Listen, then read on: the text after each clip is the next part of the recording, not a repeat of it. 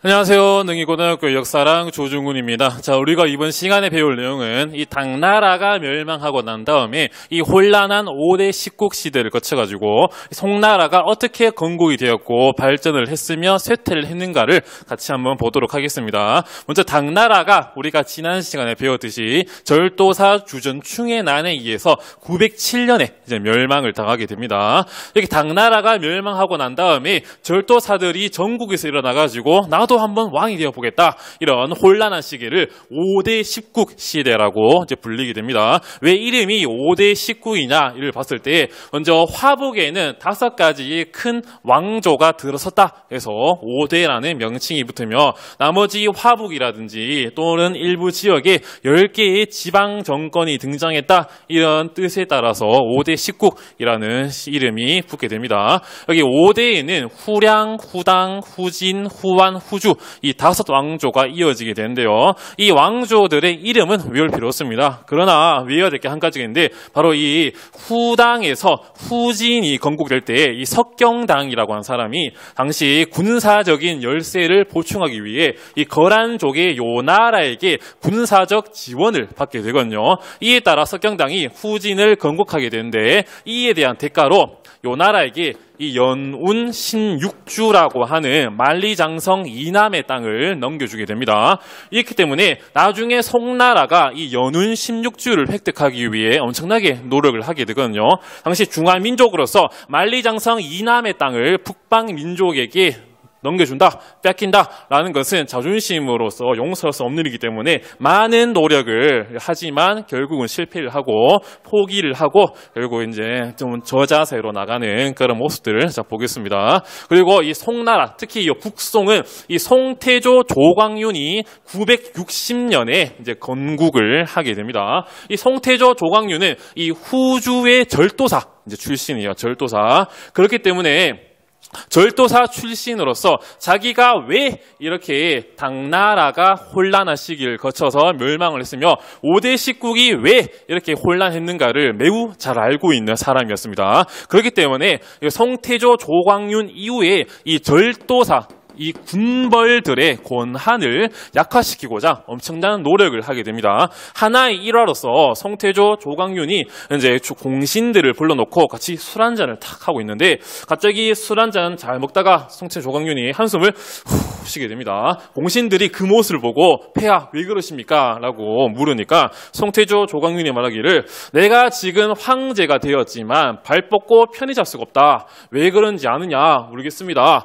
내가 지금 황제지만 너희들 공신이라고 해서 나중에 내 자리를 탐내지 않겠는가? 그럼 나는 언제든지 위험에 도사리면서 살아야 된다라고 답변을 하게 되거든요. 이 모습을 보고 또 이 말을 들은 이런 공신들이 자기들의 군권과 권한들을 다 송태조 황제에게 넘겨주고 자기들은 돌아가 버리는 그런 모습들이 보이게 되거든요. 이런 일화 등등을 통해서 이런 절도사들의 권한을 약화시키고 나중에 폐지까지 하는 그런 모습인데 이런 절도사들의 권한을 약화시키기 위해 2가지의 큰 모습이 보이게 됩니다. 첫 번째는 이 황제 독재 체제, 황제 독재 체제. 황제가 이제 정치적으로 모든 것을 다 해먹겠다 이런 내용이거든요. 예를 들어서 뭐 여러 가지 관서를 통폐합한다든지 황제가 관리들을 감시하기 위한 감찰 기구 등등을 설치한다든지 이런 모습들도 보인과 동시에 가장 대표적인 게 이 과거제의 이 전시를 이제 도입을 합니다. 전시. 이 전시가 도입하게 된 배경에는 여러 가지가 있지만 대표적으로는 그 이전 당나라 때 과거제의 문제점을 이제 들 수 있습니다. 이전 시간에 말했듯이 당나라 2차 시험은 면접이에요. 면접. 그렇기 때문에 높은 출신의 귀족이 다시 한 번 더 다시 귀족의 반열로 또 관료로 승진하기가 매우 유리했거든요. 그렇기 때문에 이런 귀족제의 모순을 막기 위해서 또 하나 당시 이런 과거제의 시험관과 그리고 응시생 간의 이런 친목과 충성적인 관계를 없애기 위해서 많이 노력을 하게 됩니다. 이런 시험관들이 응시생에게 문제를 내주고 응시생의 점수를 매겨가지고 자기들이 직접 뽑아주거든요. 그렇기 때문에 응시생들은 나의 시험관 당신은 나의 스승이고 나의 은인이다라고 하면서 이들이 자기들끼리 충성하면서 이런 붕당의 근거지가 만들어져 버리기 때문에 이런 관계들을 탑하고자 이런 전시 제도를 이제 도입을 하게 됩니다. 송나라 때. 이거는 뭔가 싶었을 때 황제가 직접 이제 시험을 주관을 하고 황제가 직접 이제 과거 응시생들의 순위를 이제 매겨주게 되거든요. 이 순위가 왜 중요한가 봤을 때 나중에 승진을 함이 있어가지고 맨 처음 과거제의 순위가 매우 중요합니다. 그리고 이런 시험관 대신에 시험관이 황제로서 활동을 하기 때문에 황제께서 나의 순위를 직접 매겨주시고 시험을 주관해 주겠구나. 그러므로 황제는 나의 은인이다, 나의 스승이다라고 하면서 황제에 대한 이런 충성심을 재고 높이기 위해서 이런 전시 제도를 도입을 하게 됩니다. 또 하나는 문치주의예요. 문치주의. 무가 아닌 문으로서 이제 정치를 하겠다 이런 뜻이거든요. 문관을 상당히 우대하는 그런 모습들 보이는 것뿐만 아니라 심지어는 전쟁에 이런 무관들을 총 책임자로 두는 게 아닌 문관을 중앙에서 파견해가지고 전쟁에 임하는 그런 문제점이 보이게 되거든요. 이게 뭔가 봤을 때 이 작전권과 이 통수권이 이제 분리가 됩니다. 작전은 말 그대로 내가 이제 적을 만났는데 어떻게 해가지고 이런 작전을 통해서 적을 섬멸해야지 이런 뜻이라 하지만 이 통수권자는 실제로 군대를 이리 보내고 저리 보내는 진두지휘할 수 있는 그런 권리를 했었거든요. 그런데 작전권은 그 지방에 있는 무인들에게 제공을 하지만 이런 통수권은 황제가 직접 자기가 가지고 있습니다. 그러므로 적이 쳐들어와도 이제 무관들은 자기 마음대로 군사를 움직일 수 없는 그런 상황에 놓이게 되거든요. 그렇기 때문에 황제는 자신이 직접 임명한 문관에게 이 군대를 움직일 수 있는 통수권을 줌으로써 전쟁에 임하게 되는데요. 근데 이게 문제점이 뭔가 했을 때 문관은 책만 읽다 오던 사람이기 때문에 전쟁에 대한 경험이 상당히 없습니다. 그리고 여기 무관들이 갑자기 뜬금없이 중앙에서 날아온 문관들에게 말을 잘 듣지 않는 경우도 있거든요.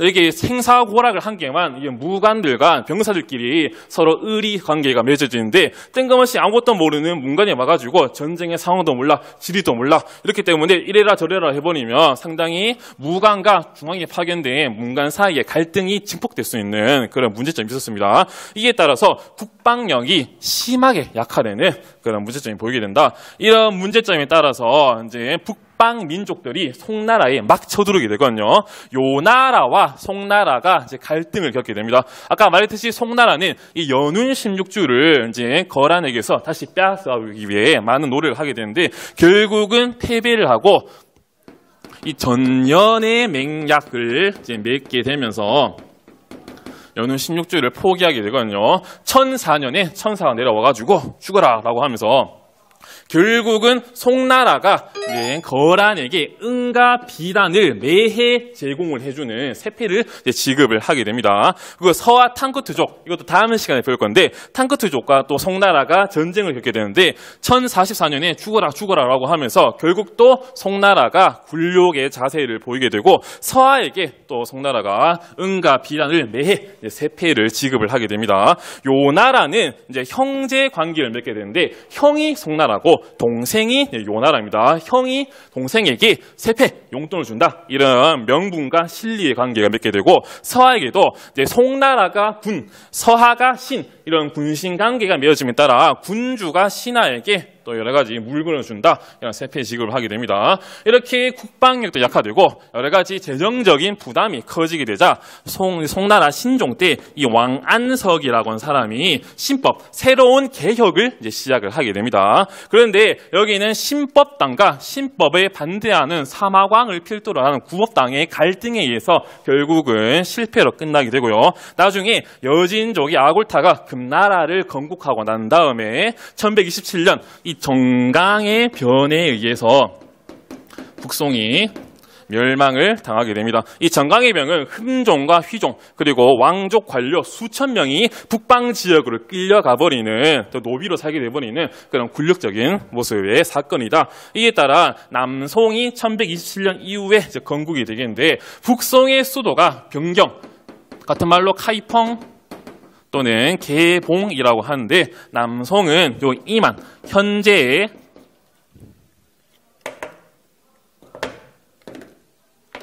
안 나오네요.